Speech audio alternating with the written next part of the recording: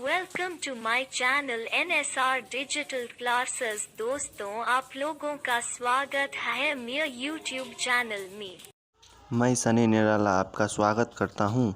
अगर आप चैनल पर पहली बार आए हैं तो अवश्य सब्सक्राइब करें और बेल आइकॉन दबाना ना भूलें ताकि मैं जो भी वीडियो अपलोड करूं सबसे पहले आपके पास पहुंचे। इसके बाद दूसरा प्रश्न लेते हैं। दर्शाइए कि कोई भी विषम पूर्णांक 6q प्लस 1 या 6q प्लस 3 या 6q प्लस 5 के रूप का होता है जहाँ q कोई पूर्णांक है। तो हमें विषम पूर्णांक को दर्शाना है। तो सबसे पहले तो जो भी दर्शाना है उसी को हम a मान लेते हैं। माना विषम पूर्णांक a है। हल माना विषम पूर्णांक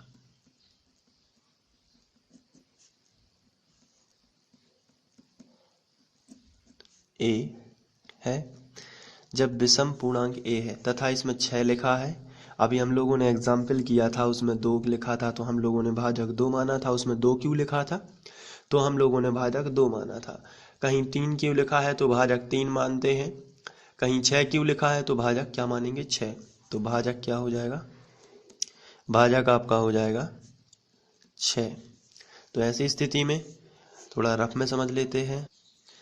जब किसी संख्या में, वो भी a है, हमने विषम पूर्णांक a माना हुआ है, जब 6 से भाग दोगे तो कोई शेषफल क्या आएगा q, कोई भागफल क्या आएगा q और कोई शेषफल क्या आ जाएगा r। तो ऐसी स्थिति में हम यदि यूक्लिड विभाजन प्रमेय का लगाएं तो a का मान क्या होगा, a का मान होगा 6 पहली वाली संख्या का गुणा आखिरी वाली संख्या में, तो 6q और प्लस शेषफल कितना है r। यह यूक्लिड विभाजन प्रमेय का लग जाएगी यहाँ पर। लेकिन r के मान क्या क्या हो सकते हैं, तो आपका उत्तर होगा कि जो r का मान है ये हमेशा भाजक से कैसा होता है, छोटा होता है। तो r का मान या तो 0 हो सकता है, या तो 1 हो सकता है, 2 हो सकता है, 3, 4 और 5। ये 6 से छोटे मान है सब। तो r के ये मान हो सकते हैं। हमेशा r का मान आपको याद रखना है भाजक से छोटा होता है। तो r के मान 0, 1, 2, 3, 4, 5 ये इनमें से हो सकते हैं। तो अब जब r के मान इतने सारे हो सकते हैं तो a के मान बहुत सारे होंगे। r की जगह पर यदि हम मान रखेंगे तो a का मान भी तो बदलता जाएगा। इसलिए हम a बराबर यदि r की जगह पर 0 रख दें तो a का मान कितना आ जाएगा 6q। अगर r की जगह पर 1 रख दें तो a का मान कितना आ जाएगा 6q plus 1, 6q plus 1।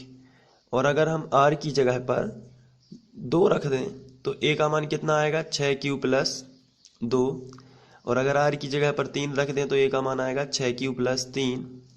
r की जगह पर अगर 4 रख दें तो आ जाएगा a बराबर 6q प्लस 4। और r की जगह पर 5 रख दें तो a का मान आ जाएगा 6q प्लस 5।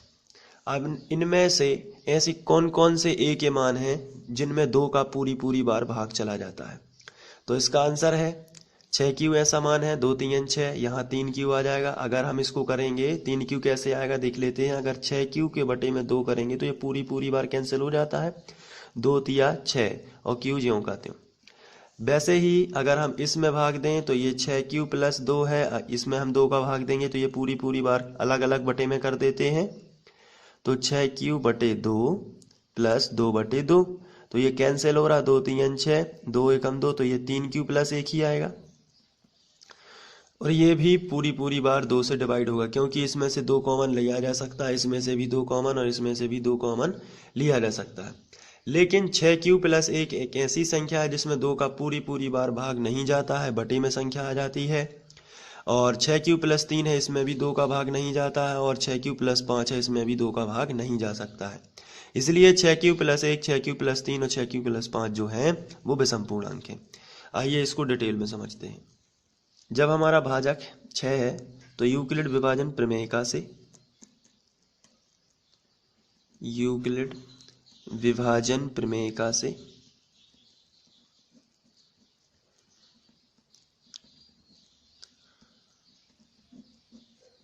यूक्लिड विभाजन प्रमेयिका में हम लोग a का मान होगा वो कितना होगा, अभी हम लोगों ने समझा है 6q प्लस r।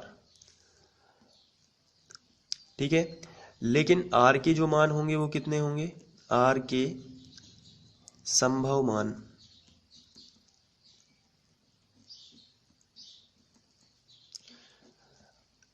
r बराबर या तो हो सकता है 0 या हो सकता है 1, 2, 3, 4 और 5। क्योंकि भाजक कितना है 6, तो 6 से छोटे ही r के मान हो सकते हैं, मैंने अभी बताया है।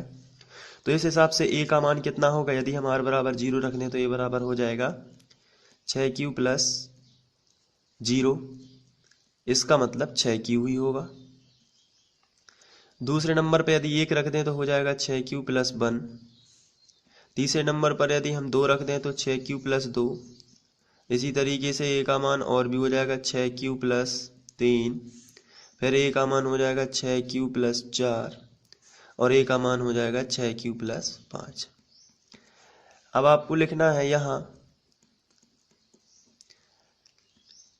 a के मान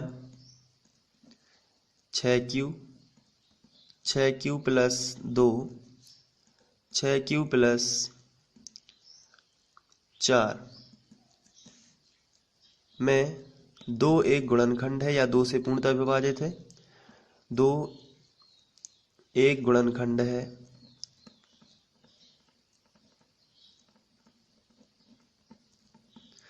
जबकि